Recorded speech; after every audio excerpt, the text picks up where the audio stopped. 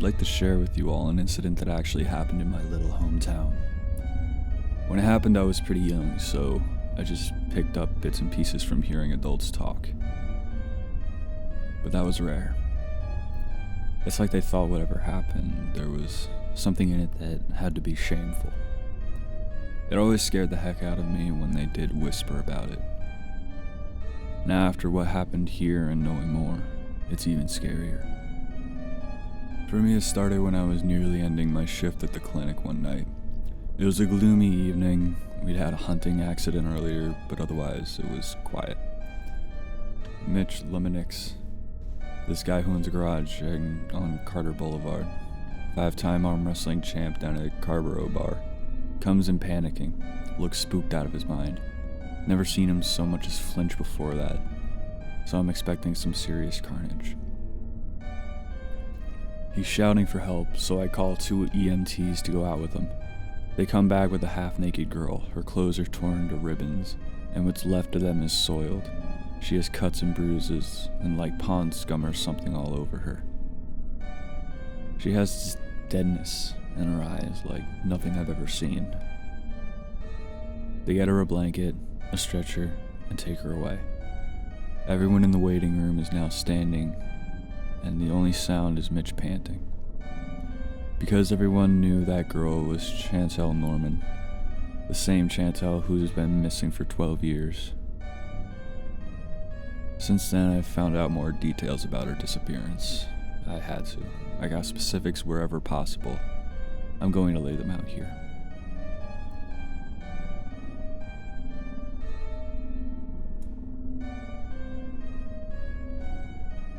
The girls who went away.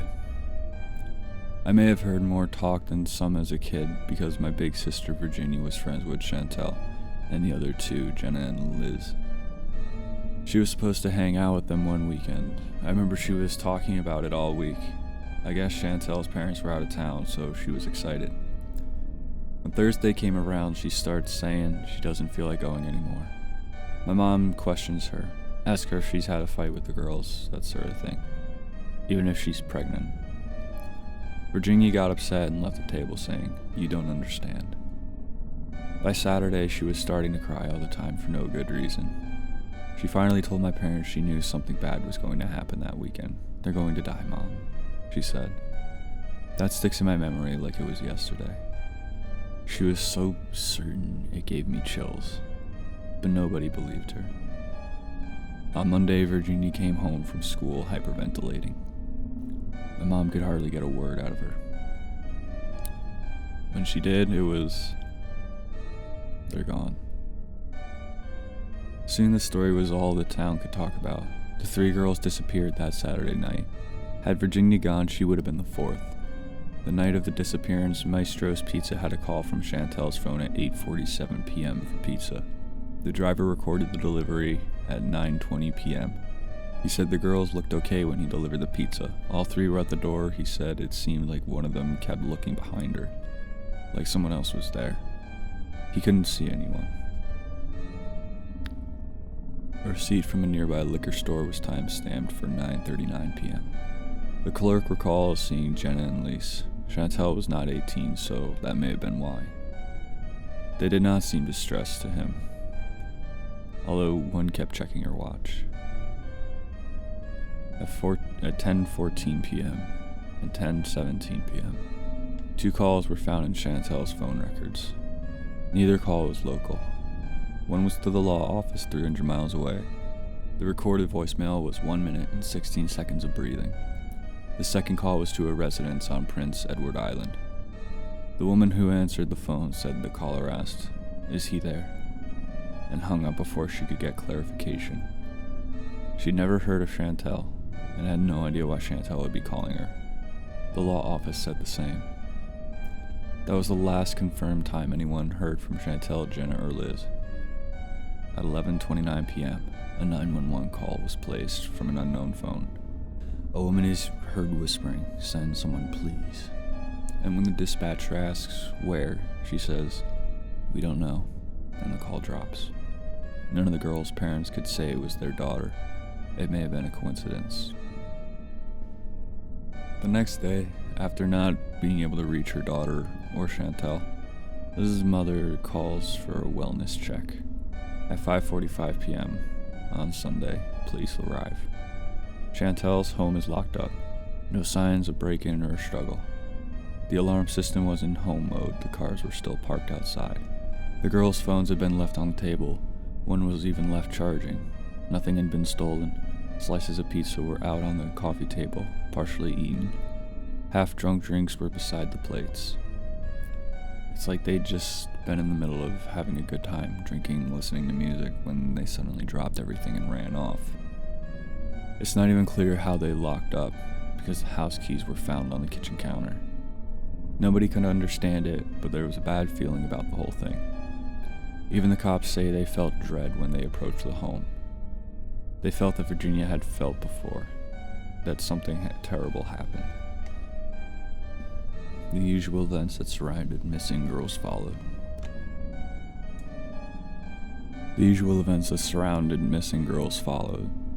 Much of the community helped search surrounding wooded areas. Signs were put up everywhere, all the way to Montreal. They must have cost a ton. The bay was searched and a body was found.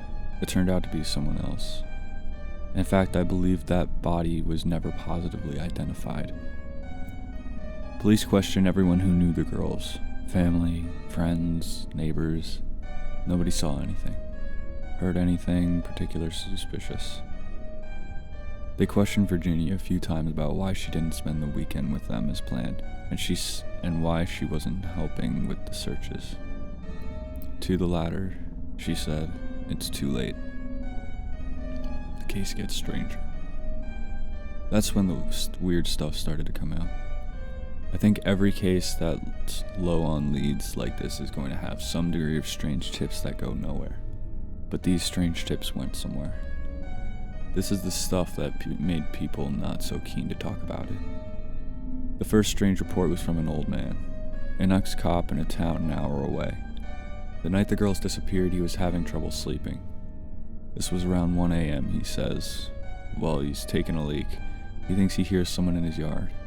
It sounded like it might have been giggling. Figuring it was some kids, he ran out with a bat just to scare them. When he got to his backyard, which backs up to the tree line, he saw 3 girls holding hands and running single file into the woods. He ran after them, because there's a lot of woods back there. He was afraid they'd get lost or hurt. When he got to the woods, he couldn't find them. They were just gone.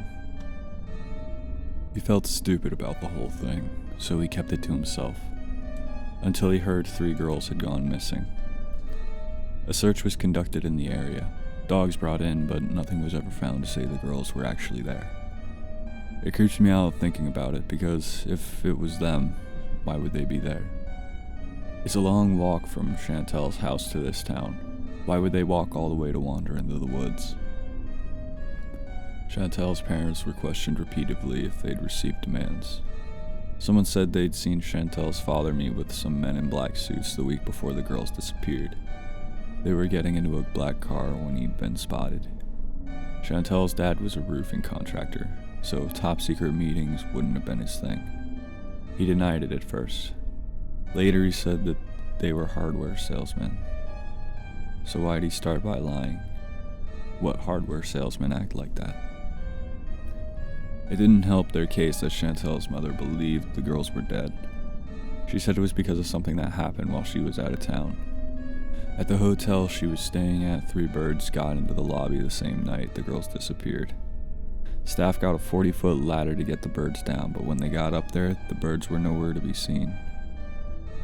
Why exactly 3 birds? That was their 3 spirits. They're with God now. That's what she used to tell people. I guess that brought her comfort. Someone told Virginia about it once, and she said, "They're nowhere near God." Some people shared that opinion because when police went through their search history, there was a lot of odd stuff you wouldn't expect popular cheerleader types to be into. There was a lot of occulty stuff and conspiracy theories. One weird search phrase stood out in the report. Can a TV signal make you do things? And variants on it.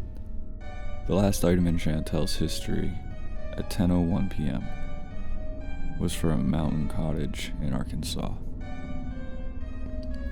They were in contact with someone with the handle The Prince.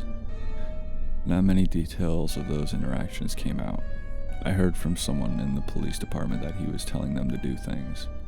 There was only one of those he felt he could tell me. This guy had asked them to do something to Virginia. He wanted them to bring her out to this old woodshed back behind the yellow house on Nielsen Road. That was supposed to happen the night they disappeared. Think about it, he told me. What do you think would have happened to your sister if she went that night? What would have happened? His look told me this was something that kept him up at night thinking about it. I know the feeling. They were never able to track down who the prince was, from what I understand. Efforts to contact him online failed. One of their mutual friends heard Chantel talking about some guy named Vincenzo. How Vincenzo knew everything and told them things nobody's supposed to know. She said Chantel told her Vincenzo took them to a secret place. Another friend said that while sitting with some of the other friends, he saw Chantel talking on her phone at school.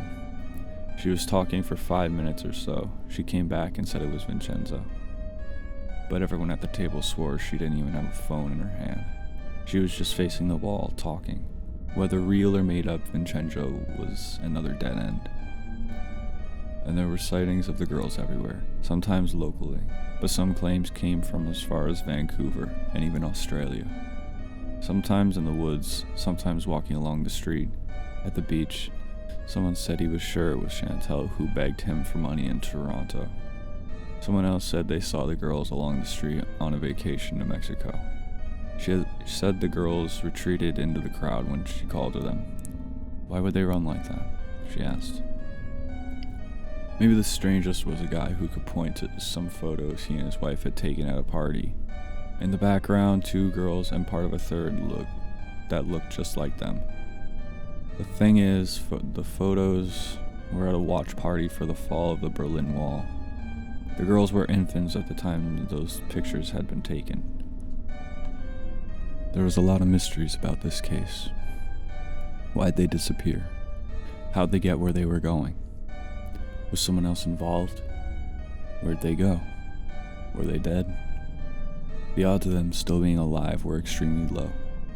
Nobody believed we'd ever see them again. With the reappearance of Chantel, the question now was, where have they been for the past 12 years, and where are the others? Chantel. Mitch told me officers, everyone who'd listened, how he found her. He'd been out on his own land, his father's land, technically. Acres and acres of it was going back into the woods. Hunting deer, he was up in his stand, way back there, having a few beers. He saw some movement far off in the trees. He was ready to take a shot, but something made him hold on. Just the way it was moving. Too slow and unsteady for a deer, even a wounded one. It's a sickly walk. He keeps watching it as it comes closer. It's a person, he's sure. You'd normally be furious someone was trespassing, but this is too weird. She is slowly walking straight toward the tree where the stand is, and he can now see that it's this half-naked, beaten girl. Wherever she's been, I don't want to go there, he told me that night. Sent a shudder right through me. He reeked of something, like a scorched tar smell. And all I could think was that she'd been to hell and back. The ER doctors concluded she was physically okay. She needed food and warmth, but otherwise just bruised up. What she needed was a psychological evaluation. Whatever peace and quiet she had in her room ended quick. Police arrived to question her.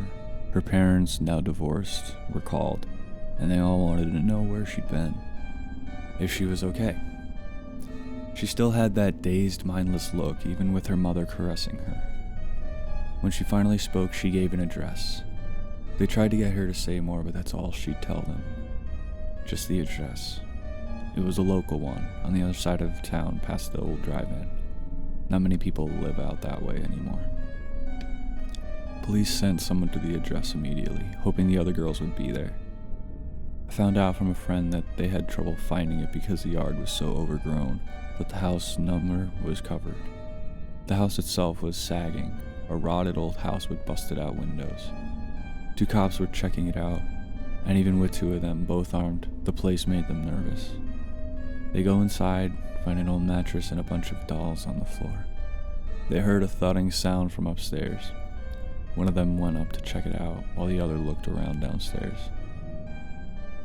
The one upstairs went room to room, looking for the source of the noise. He comes to one room where he sees the window shutters are open. He thinks he's seen this in the movies before. It's just the wind. What next? A cat jumps out? So he goes and closes the shutters. Then it occurs to him. There isn't any wind. He searches the upstairs and finds no one there. He runs downstairs and asks his partner if he's seen anyone. He hasn't. He's been flipping through a book he found. It's a book about the Nazis with Polaroids of children between the pages.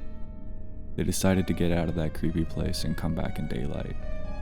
On the way out, they both noticed the back door's been opened.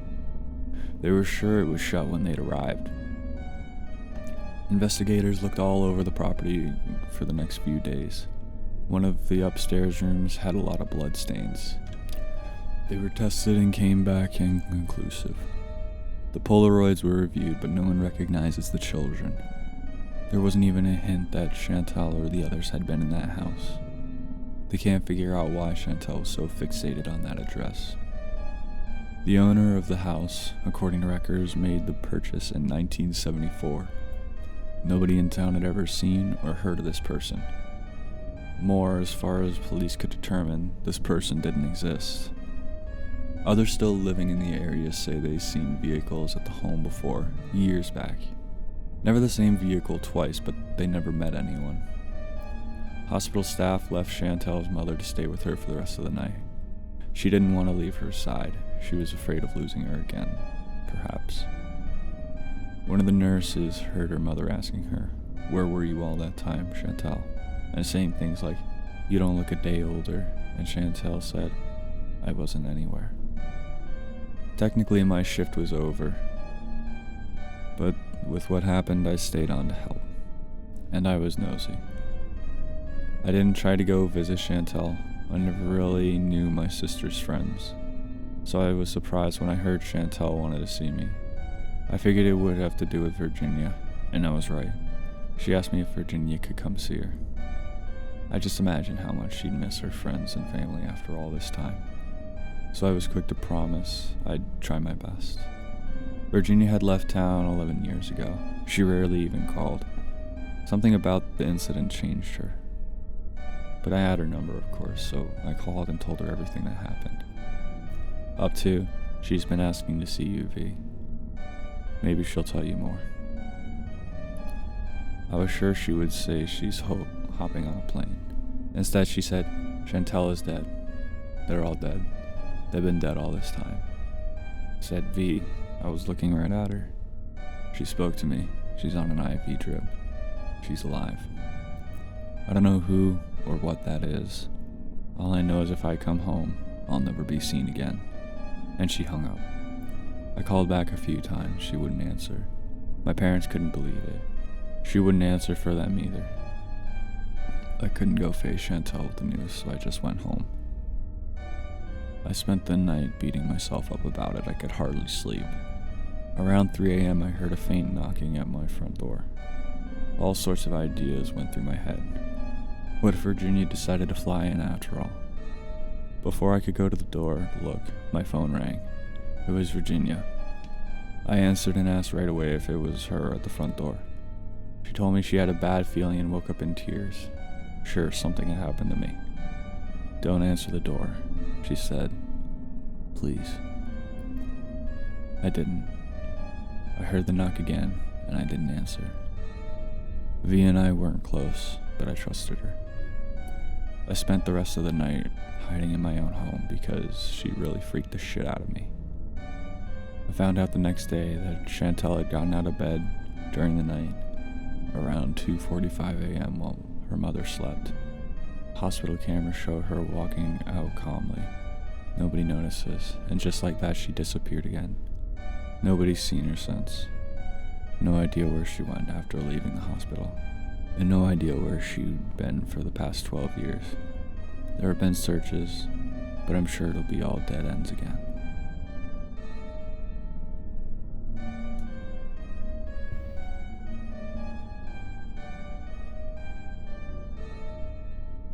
I've only been babysitting for about 6 months now. It was an easy way to make money, and it didn't require me to have any real applicable skills. It was slow going at first, but a couple of months ago I hit the jackpot after a young couple from the rich part of my town asked me to look after their 2 kids one Friday night. They paid me $200 freaking to look after their extremely well-behaved children for 3 hours in a house 5 times the size of mine. It was awesome. The young couple must have also thought that I had done a good job, because word spread quickly around the rich neighborhood about the nice young lady who was willing to look over your children so you could go out for a night of drinking and fun. And when I say that this neighborhood is one of the richest in our state, I am not exaggerating. Most of the people living there are young couples who have come from a long line of wealthy families. Sometimes I'll babysit for a few hours and make a couple $100. Other times the parents want me to stay the night while they go off and get a hotel room so that they could be away from their kids for a change. That is where I make the big bucks. A couple of days ago, a husband and wife had texted me asking if I could stay the night at their mansion and watch their 7-year-old little girl for them. I happily agreed, if only I knew what I was in for. When the day finally came, I drove my beat-up Jeep Wrangler to the edge of the rich neighborhood and made my way up this private driveway that I had never noticed before because the entrance was hidden back amongst the trees that surround the entire north side of town. I drove up this steep, winding driveway for what seemed like 10 minutes before I finally saw the house come into view. Out of all the houses I've babysat at, this was hands down the most gorgeous one I've ever seen. It was a huge Victorian-style mansion that was covered in dark brown bricks, making it blend perfectly into the woods surrounding it. I got out of my car and made my way up to the front porch where I knocked on this gigantic wooden door. A few seconds later, a beautiful woman in her mid-30s answered and introduced herself as Miss Collins. She called her husband down, and shortly after, an extremely handsome man, also in his 30s, came walking down the grand stairway, holding an adorable little girl in his arms. The couple seemed very anxious to leave, and even though they were both gorgeous people, I could tell that underneath all of their beauty, they were both extremely tired and haggard from having to keep up with their 7-year-old. They were obviously very excited about having an entire night to themselves and couldn't wait to get out of there as fast as they could. Before Mr. and Miss Collins left, however, Miss Collins handed me several pieces of paper and told me that she had written down a couple of instructions for me to follow throughout the night. She stressed to me how important it was to follow her instructions, and I assured her that I'd give them a look. I waved to the pretty young couple as they made their way down the driveway in their expensive Mercedes and then closed the door behind me. I gave the instructions a quick once-over before folding the papers and stuffing them into my back pocket. I'll look at them later, I told myself. How stupid I was to do that. Mr. and Mrs. Collins' daughter, Samantha, was a very nice young girl who warmed up to me almost immediately, and we had spent the next few hours playing games and watching TV. After we finished our 5th episode of Teen Titans Go, I noticed that it was getting late and asked Samantha what her bedtime was. She shrugged, not really giving me an answer, which is when I remembered Miss Collins' instructions. I pulled out the folded pieces of paper and scanned through them very quickly when I saw the words, "Samantha needs to be in bed before 8 p.m. I checked the time to find out that it was almost 7:45. "Well, it looks like your bedtime is right now," I said, and I lifted Samantha off the couch so I could get her ready. She brushed her teeth, and I tucked her into her California king-size mattress. I told her good night I was leaving her room when she said something that stopped me in my tracks. "Don't forget to lock my door before you leave," she said. I stopped walking and turned back around toward her, confused. "What do you mean, don't forget to lock your door?" I asked. "Why would I need to lock your door? What if you have to go to the bathroom in the middle of the night?" She looked at me innocently and shrugged her shoulders again. "I don't know, but Mommy always locks my door before I go to sleep. She says she does it to protect me and herself.